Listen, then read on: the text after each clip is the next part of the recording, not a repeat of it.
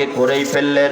পয়গাম্বরকে আটকানোর জন্য এমন প্রশ্ন করেছে, আমার আল্লাহ বললেন বাইতুল মুকাদ্দাসকে বিশ্ব নবীর সামনে এমন ভাবে পেশ করো যেন আমার হাবিব বাইতুল মুকাদ্দাস তার দরওয়াজা জানালা দেখে দেখে গনে কাফেরদেরকে বলে দেয়।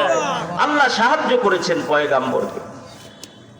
কাফেরেরা মেরাজ বিশ্বাস করে না, আল্লাহর নবীর মেরাজ কাফেরেরা বিশ্বাস করলো না। এবার নবীজির প্রিয় সাহাবী আবু বকরকে ডাক দিলেন, আবু বকর, তোমাদের নবী রাতের কিছু অংশের মধ্যে মেরাজ করে আবার ফিরে আসলেন, এই কথাটা তোমার নিকট কেমন মনে হয়? আবু বকর বললেন, আমার নবীর জন্য যদি এর চাইতে আরো কঠিন বিষয় হয়, আমি আবু বকর এক বাক্যে আল্লাহর পয়গাম্বরকে বিশ্ব নবী বলে আমি ঘোষণা দিতে প্রস্তুত। তখন থেকে আবু বকর উপাধি পেলেন সিদ্দিক। আল্লাহর নবীকে জান এবং প্রাণ দিয়ে মহব্বত করতেন।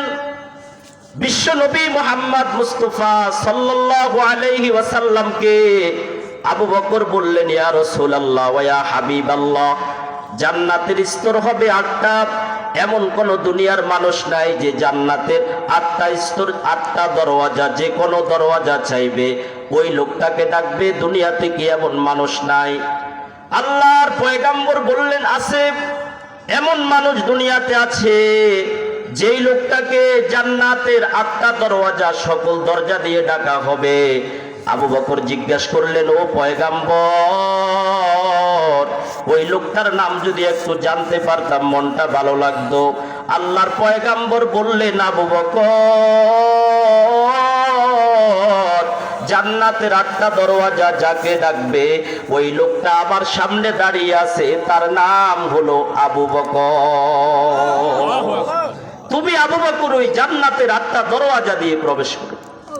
আল্লাহর নবীকে এত পরিমাণে মানতেন আবু বকর। পয়গাম্বরের সাহাবী ওমর, বলতেছিলাম মুসলমান বন্ধুরা আমার, পয়গাম্বরের সাহাবী ওমরের ঘটনাটা বলতেছিলাম। সাহাবী ওমর প্রাথমিক জামানায় কিন্তু মুসলমান ছিলেন না, কথা বলেন ঠিক কি ঠিক না?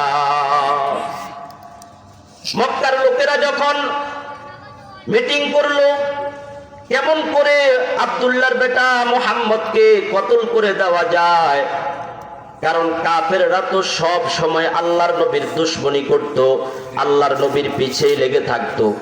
নবীজি মুহাম্মদ মুস্তাফা সাল্লাল্লাহু আলাইহি ওয়াসাল্লাম দিনভর